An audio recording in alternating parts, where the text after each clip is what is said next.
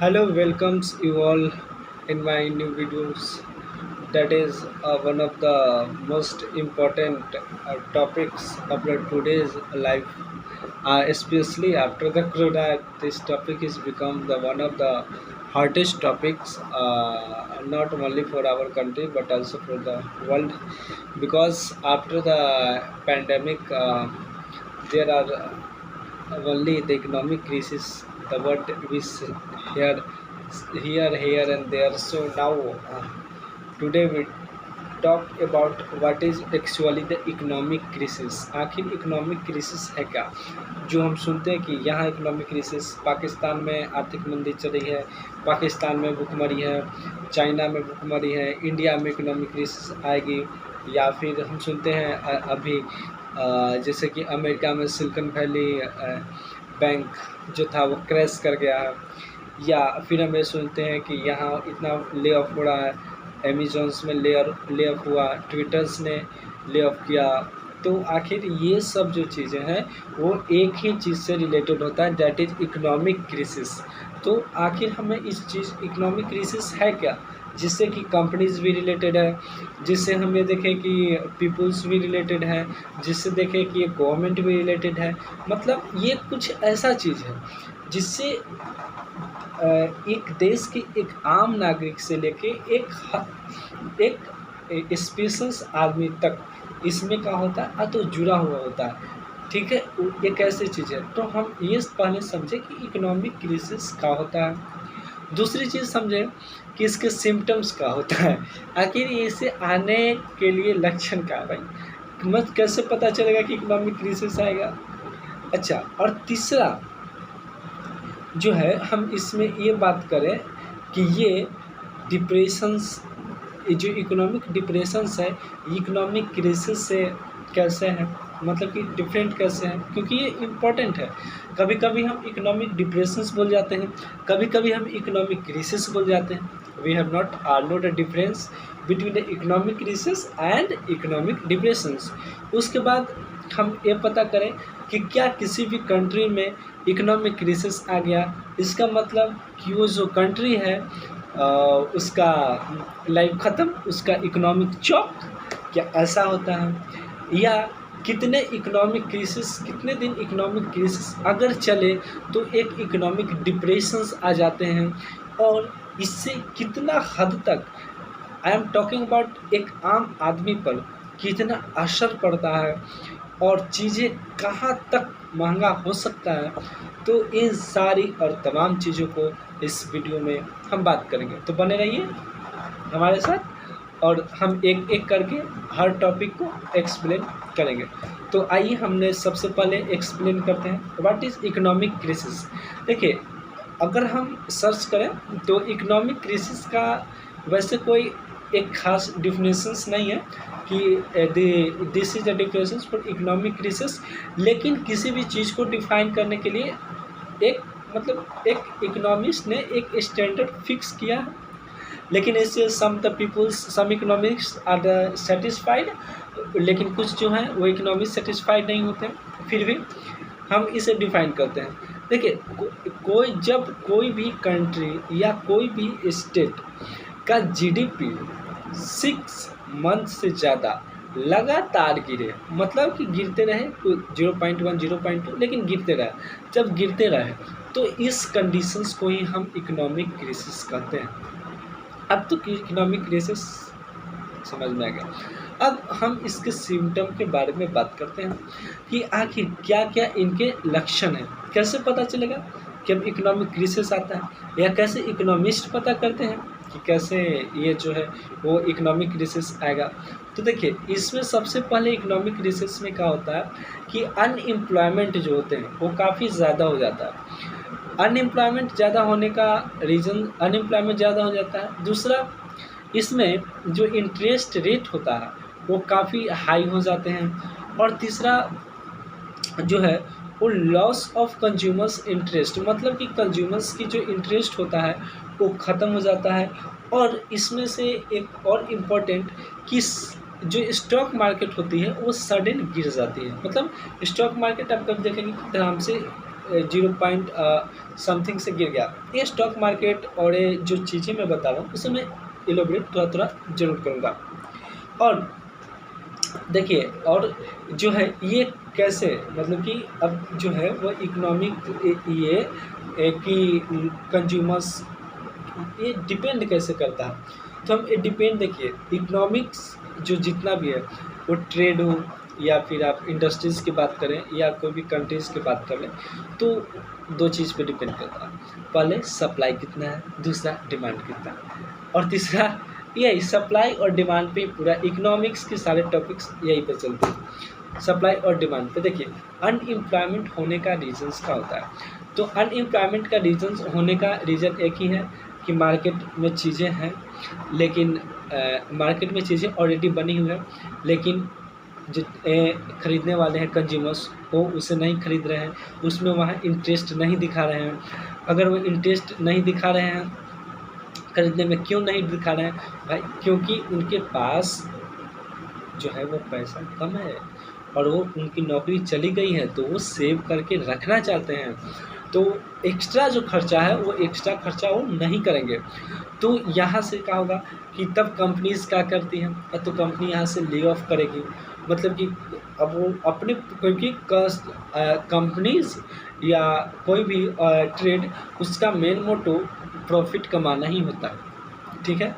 मतलब कोई भी कुछ भी बोले कि we are working for the humans और the something, but the final goal of the companies is only to the earn the profit by making the human better.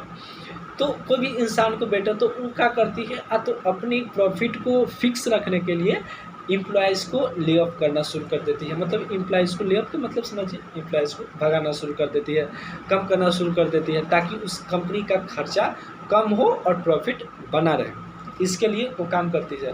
तो अब समझ में आ गया कि ले ऑफ होने का जो मकसद है, मतलब कि जो ले ऑफ होने का कनेक्शन है वो कहीं ना कहीं इकोनॉमिक क्राइसिस से है, क्योंकि हमने बताया कि इकोनॉमिक क्राइसिस से ही इसका लेना देना है, क्योंकि सप्लाई और डिमांड पे हर चीज़ डिपेंड करता है, तो ये भी डिपेंड करेंगे ही करेंगे। अब ये तो बात समझ में आ गई कि ले ऑफ इसका कारण क्या है। और तीसरा चीज़ ये कि क्या इकोनॉमिक क्राइसिस आ जाने से कोई भी कंट्री हमेशा के लिए बर्बाद हो जाता है, तो देखिए ऐसा नहीं, this is totally wrong things, I am saying this is totally wrong thing, क्योंकि इकोनॉमिक क्राइसिस एक शॉर्ट टाइम इंटरवल के लिए होता है, जो कि एक जनरली देखा गया है कि एक ख़ास पेंडेमिक की वजह से ये आते हैं, या फेमाइन आ गया, फेमाइन समझ रहे, फेमाइन होता है सुखाड़ के बाद अगर कोई बीमारी हो, या फिर बाढ़ के बाद अगर कोई देश में बीमारी हो जाती है, जिसके कारण क्या होता है कि लोग काम पे नहीं जा पाएंगे। अगर हम बीमार रहेंगे तो काम नहीं करेंगे, तो मेरे पास पैसा नहीं आएगा, तो मैं कहीं ना कहीं से कंप्रोमाइज़ करूँगा। तो ये क्या होता है, इससे पूरा एक बैलेंस बिगड़ जाती है। तो इससे पूरा क्या होता है कि जब हम सामान नहीं खरीदेंगे तो गवर्नमेंट को टैक्स हम देंगे कैसे, सामान से ही तो देते हैं मैक्सिमम लोग। तो ये जो है एक साइकिल्स होते हैं जो कि एक डिस्टर्ब हो जाता है, तो ये जनरली इसी समय पे आते हैं।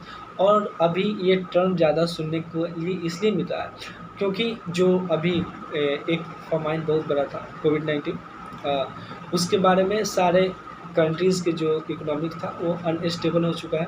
तो ये इससे बहुत ये दिन रहता नहीं, 6 मुश्किल से 1 साल के अंदर से इकोनॉमिस्ट और वहाँ के लोग फिर इसे समझ जाता। लेकिन देखिए अब इसमें समझ जाता है, लेकिन इकोनॉमिक्स में 2 टर्म आते हैं, आपको समझना होगा। सबसे पहला होता है एक्सपैंड और दूसरा होता है कंट्रैक्ट।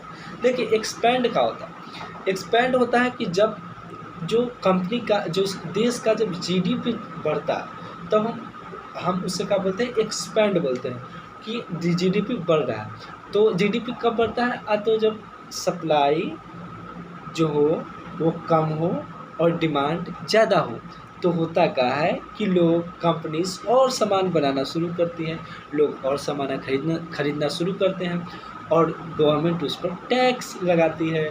तो गवर्नमेंट के पास पैसा और अधिक जाता है, तो पैसा ज़्यादा जीडीपी बढ़ेगा, सीधी बात। और ये तो हुआ कि इस समय क्या हुआ, तो एक्सपैंड कर गया। और दूसरा समय क्या हुआ कि ये कंट्रैक्ट कर जाते हैं। जैसे इकोनॉमिक क्राइसिस के समय ये जो इकोनॉमिक्स होता है वो कंट्रैक्ट कर जाता है, सिकुड़ जाता है। तो ये समझ में आएगा कि कंट्रैक्ट कब करेगा, एक्सपेंड कब करेगा। अब बोले तो घबराने की बात नहीं है, सीधा सीधा समझने का। तो ये समझ गया। अब आगे देखें, अब ये हो गया तो क्या इससे कंट्रीज बर्बाद होंगे? हम सब जवाब पहले ही दे दिया, बिल्कुल नहीं। इससे थोड़ा सा कुछ समय के लिए अनएम्प्लॉयमेंट रेट जो होती है कोई भी कंट्रीज़ की वो बढ़ सकता है। अब इससे आम आदमी मतलब एज ए ह्यूमन बींग्स हम कैसे परेशान होंगे भाई? हम ये ना सोचे भाई अब हम कैसे परेशान होंगे। देखिए आप कैसे परेशान होंगे, उसमें क्या होती है कि जैसे इकोनॉमिक क्राइसिस आएगी चीज़ों का दाम बढ़ना शुरू होगा। अब अब हमें बताएंगे कि इसका दाम कैसे बढ़ेगा, तो एक अलग वीडियोस बनेंगे। मतलब एक बहुत बड़ा एक टॉपिक्स है, लेकिन आप सीधा सीधा समझे कि हमारी लाइफ इससे प्रभावित होगा क्योंकि चीज़ों की दाम बढ़ेगी और हमें पैसा देना पड़ेगा। ऊपर से तो बेरोजगारी, उसके बाद हम पैसा देंगे तो हमारे ऊपर बहुत लोड आ जाता है। तो ये इकोनॉमिक क्राइसिस बहुत गंदा होता है, लेकिन एक शॉर्ट टर्म के लिए होता है।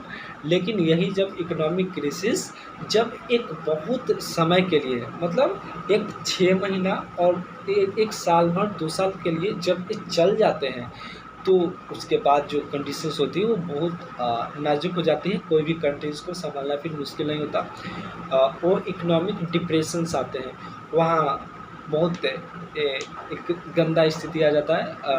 मतलब you can not afford your daily use things. जो सामान आप रोज़ यूज़ करते हैं वो भी आप नहीं खरीद पाएंगे क्योंकि उसकी कॉस्ट काफ़ी हाई चल जाती है।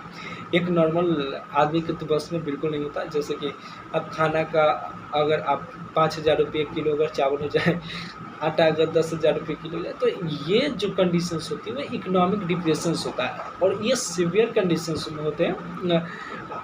मेरे हिसाब से इतिहास में एक डिप्रेशंस आया है जो कि अभी मैं रिकॉल नहीं कर पा रहा हूँ कब आया था ये, जो कि वो बहुत ही इंसान की स्थिति वो ख़राब हो गया। तो इस वीडियो में हमने ये समझ लिया कि इकोनॉमिक जो है वो इकोनॉमिक क्राइसिस है का, कब उसको कहेंगे, उसके सिम्टम्स क्या है भाई, और उस समाज को किस तरह से प्रभावित करेगा।